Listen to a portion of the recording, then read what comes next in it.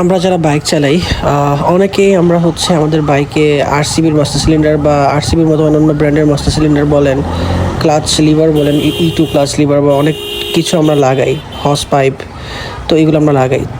তো মেইন ব্যাপারটা হচ্ছে যে সমস্ত বাইকগুলো স্পেশালি নন এবিএস বাইক হয়, আমার মতে সেই সমস্ত বাইকে এই ধরনের মাস্টার সিলিন্ডার বা এই ধরনের প্রোডাক্টগুলো লাগালে ব্রেকিং সিস্টেমটা একটু আপগ্রেড হয়। বাট যে সমস্ত বাইকগুলো ডুয়েল চ্যানেল এবিএস সিস্টেম, সেই সমস্ত বাইকগুলোতে দেখা যাচ্ছে যে অনেকেই লাগাচ্ছে।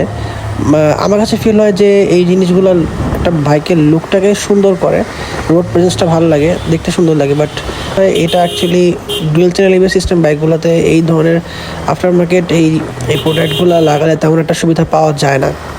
আমি অনেকের কাছে শুনেছি যে অনেকেই এই ডুয়েল চ্যানেল এবিএস সিস্টেম বাইকে মাস্টার সিলিন্ডার, হস পাইপ, ক্লাচ লিভার সব কিছু আর কি মানে আপগ্রেড করার চেষ্টা করেছে। বাট অবশেষে তারা এই জিনিসটা খুলে আবার রেখেও দিয়ে আবার স্টকটাতে আবার ফিরে গেছে। তো আপনাদের কাছে যারা আপনারা আর কি ডুয়েল চ্যানেল এবিএস সিস্টেম বাইকে এই মাস্টার সিলিন্ডার ইউজ করেন বা এই ধরনের আপগ্রেড করেন, তারা কি তারা কেমন পারফরমেন্স পাচ্ছেন বা তারা কোনো পারফরমেন্সে আপডেট মানে ইমপ্রুভমেন্ট পাইছেন কি না, কাইন্ডলি একটু জানাবেন। আমার কাছে মনে হয় যে specially N250 N160 বাইকগুলোতে braking system এমনিতেই অনেক বেটার হয়।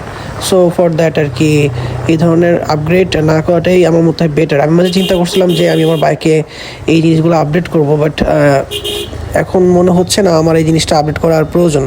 একটা সময় ছিল মানুষ আর কি বাইকে সবসময় মানে এই আরসিবি যখন ফার্স্ট বাংলাদেশে ঢুকে সবাই আর কি এটাকে ইনস্টল করছে, আপগ্রেড করছেন। এটা অনেক এক্সপেন্সিভ, দেখা যাচ্ছে যে 20-25 হাজার টাকা দিয়ে হাতে মানে রেখে ব্রেকিং সিস্টেম আপডেট করতেছে।